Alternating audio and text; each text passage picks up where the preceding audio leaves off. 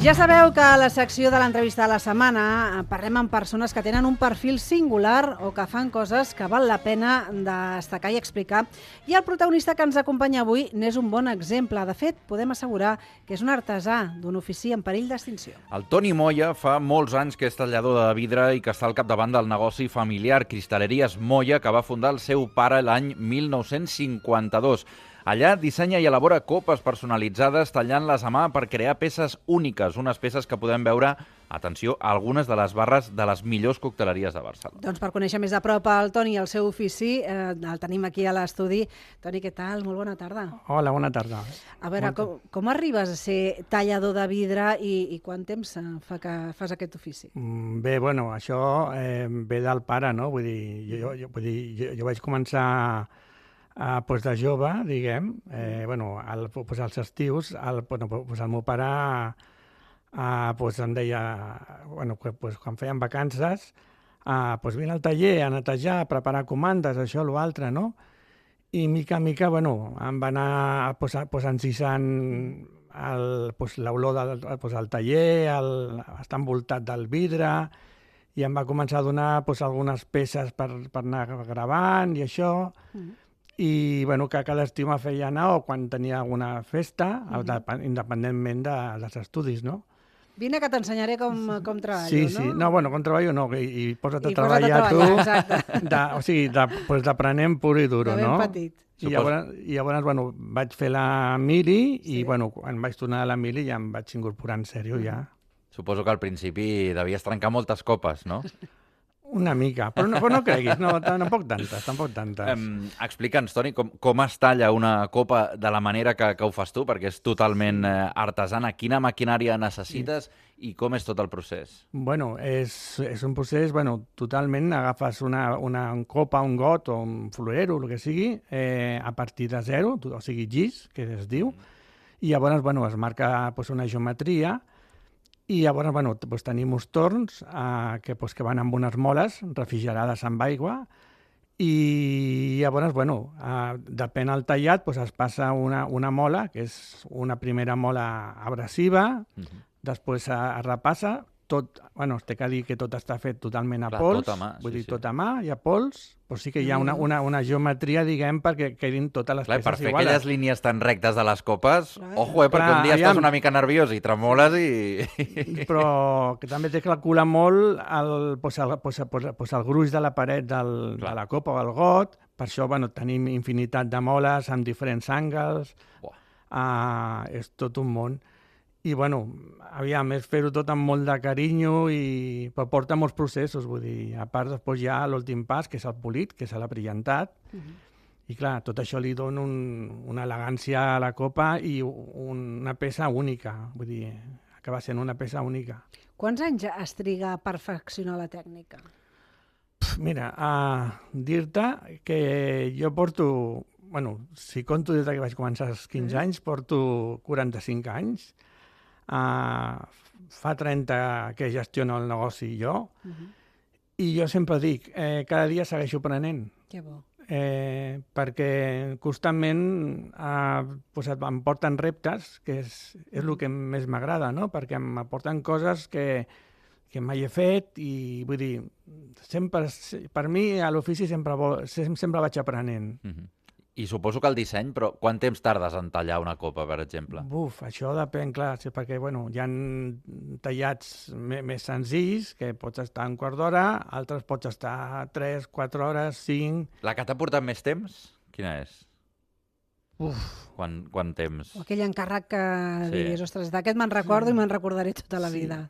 Hi ha un que va ser, és una anècdota d'un vaixell rus, quan encara no hi havia tot el sarau que tenim ara, va vindre i se'ls va trencar dos ulls de bou d'aquests que porten els vaixells, que portava la gravada, una peça que feia uns 25 centímetres i el gruix, imagineu-se que per un vaixell feia 3-4 centímetres i anava l'estrella, el dels comunistes i això, I, bueno, allà vaig suar tinta, perquè el part del vidre és molt més dur, aquell tipus de vidre.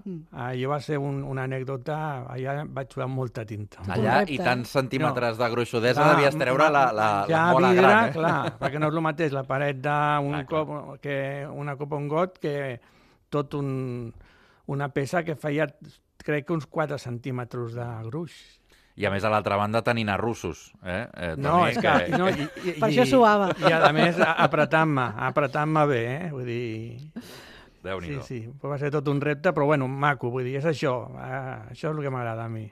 Parlem del futur de l'ofici perquè no sé si és poc esperançador, però el més habitual avui dia és que tot es faci amb màquines, no a mà com ho fas tu. Sí. Què penses quan veus copes que estan fetes en sèrie, d'aquestes que surten 200 i totes iguals?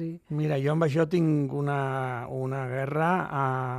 Aviam, per començar, bueno, han sortit el que diuen mal dit, talla de motllo, però en veritat no és talla de motllo, o sigui és una cosa, intenta ser una imitació a lo que faig, però no té un valor, diguem, perquè es veu la meitat del motllo quan empalma, i després, bueno, el vidre és matusser, molt més gruix, i després una cosa, que això, jo he estat donant classes a l'escola de turisme, per bartenders i això, i és una cosa que jo els he inculcat sempre, que aviam, una fàbrica X treu dos o tres peces, més no, d'una suposada talla de motllo que dic jo, no?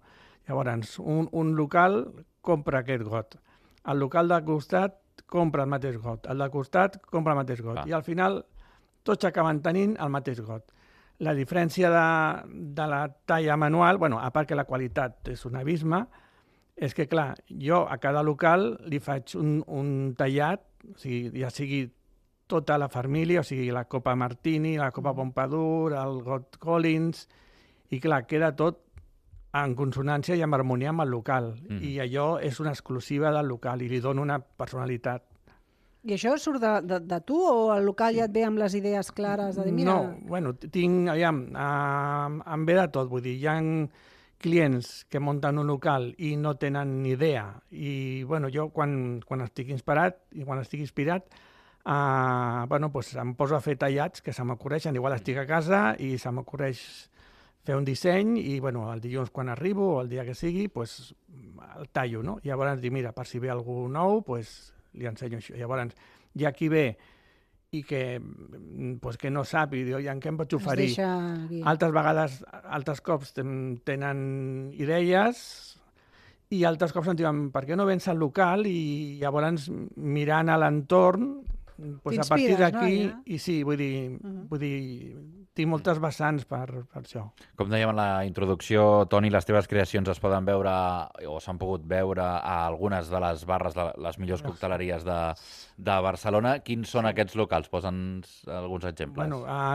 Jo diferenciaria entre dos tipus de local, vull dir, la cocteleria clàssica i la cocteleria moderna, vull dir, la cocteleria clàssica, podem parlar del Boadas, el Rei Martini, la cocteleria Belvedere, que està al passatge Mercader, la cocteleria Ideal, podria dir un fotimer més. I segueixes fent produccions per aquests locals, no?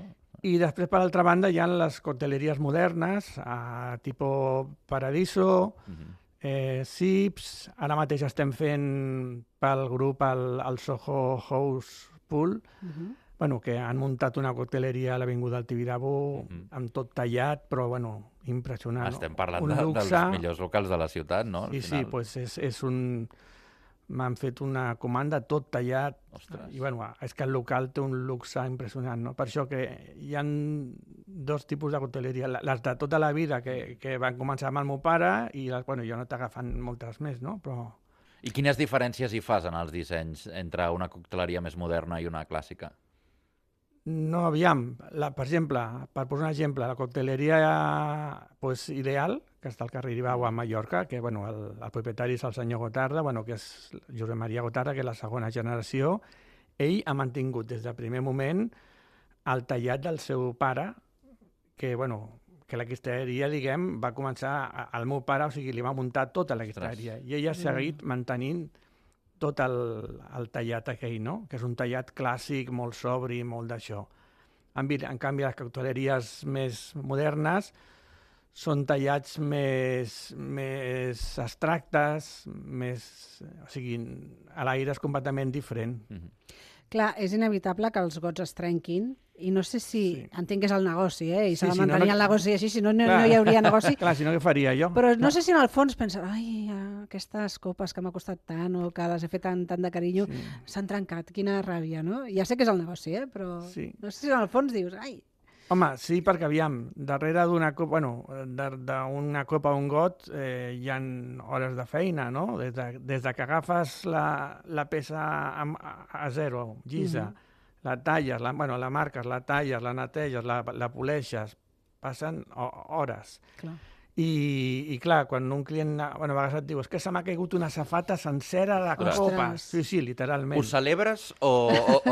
Aviam, El cor dividit aquí, clar, d'una banda dic, juhu, però d'altra banda, políticament li dic al client, hosti, em sap greu, Però bueno, quantes copes vols? L'extrem ja seria anar local per local tirant copes, no? En plan, ei, mira, que necessito diners, vaig tirant copes. Tinc una anècdota curiosa.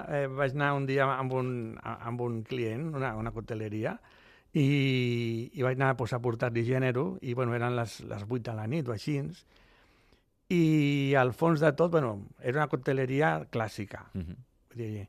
I llavors, al fons de tot, hi havia 2 taules, i el tipus de clientela d'aquesta cocteleria en si, no vull dir el nom per no... és gent tipus de burocràcia a nivell alt, advocats, jutges, i es van infiltrar, van entrar un grup de jovent, no? I jo estava parlant amb l'amo i vaig deixar el gènere, vaig cap aquí, cap allà, i se sent al fons, clinc, clinc, clinc, clinc, tot de trencadissa. I em diu, Toni, espera't, se'n va cap allà i li van trencar 2 o 3 copes de gin tònic, que, super tallades, que valien un pastón. I, ho sentim, no sé què, no sé quantos. Se'n torna cap a mi a atendre'm, els hi serveix un còctel i això, i a cap de res, perquè, les cocteleries normalment tenen les taules, són baixetes, i amb un cop de mà o amb l'abric o 1000 coses, no? I altra vegada. Ostres. I ja el client... T'havies d'aixecar, no? Tu dient... No, i el client em diu... se'n va anar demanant per 2 clients i els hi va dir... dient si... amb educació, però dient és que esteu en un lloc que no... Clar. I l'anècdota em va dir, Toni, tu no tindràs un comand itinerant que... Diu, perquè quina casualitat que estàs tu avui aquí i m'han fotut una trencadissa. Clar. Has enviat el comando Moya, aquí I jo, en broma, amb els clients, perquè a mi em va molt la conya, vull dir, si em donen rasca, que dic jo al client, i els dic, no, és que jo quan detecto que fa un mes i pico que no em feu comanda, jo envio el comand itinerant que tinc i allò que trenca sense voler i llavors ja em passeu la comanda. Clar, home, i tant. Escolta, Toni, parlem del relleu generacional. Igual que tu anaves amb el teu pare, no sé si en el teu cas tens relleu o ja no que sigui família, potser no, o algun jove que s'interessi pel negoci. Per desgràcia, no. Tinc 2 fills, un de 27 anys, que està al món de la informàtica, i un de 33, que és viticultor, i cap dels dos segueix, I, el gran té algun pensament, m'ha donat alguna idea, alguna cosa, però més com a col·laboració que no com a vocació, no? Sí, però, jovent, és que, jo he format a moltíssima gent, moltíssima, vull dir, que us faríeu creus, i la gent jove no... és que quasi puc dir, amb tota modèstia, que sóc quasi dels únics que queden a Espanya. I ho dic amb pena, O sigui, no ho dic... Orgullós, però amb pena, no? Està clar. Perquè, mira, a Madrid hi havia uns talladors molt importants I, bueno, vam plegar a passar la pandèmia i quan un company, bueno, perquè no t'atrepitges al terreny, no? Vull dir, estan a Madrid, jo a Barcelona, això. I quan em vaig assabentar que plegaven, ha posat dol perquè són companys. És una pena, sí, sí. I creus que afecta més la industrialització, o sigui, el que estàvem parlant de copes de molla que surten milers a milers, o aquesta falta de relleu que ens estaves comentant? És tot una mica, però també, aviam, el perfil ara de cocteleria, al client final li agrada molt l'espectacle. O sigui, servir-li un got, un còctel... Això ho ha tallat el Toni Moya, que és... No, però li agrada molt amb una campana servit amb nitrogen i que t'aixequin la campana, o sigui, que et facin la parafernària, o sigui, molta història, no? Llavors, ara, vull dir, han fet com un gir cap a l'espectacle visual a lo gran, no? Que t'aportin un còctel. Jo, per exemple, em fan tallar ampolles d'una marca de whisky japonès, bueno, que ara està molt de moda, i bueno, me fan tallar ampolles de tal manera que tallo la part de baix i llavors queda com un posagots, bueno, queda un posagots, dins posen un got i llavors tanquen l'ampolla i llavors el client que demana aquell whisky li serveixen aquella ampolla però plena tota de nitrogen. I llavors, clar, el client veu que li estan portant una ampolla sencera, tota fumada, i quan aixequen la campana, clar, es troben amb tot el fum, tota la fumarada, i el got amb el whisky, clar. Quina meravella. I clar, allà llavors igual li posen un got així de mollo, que no té valor, però clar, a nivell visual és molt espectacular, però clar, el producte no és... El producte és això, el producte... Clar. M'estaria hores parlant amb tu, Toni, perquè de veritat que tens una feina meravellosa, superinteressant. És la meva vida, aquesta feina. Toni Moya, tallador de vidre i propietari de Cristalleries Moya, moltíssimes gràcies per explicar-nos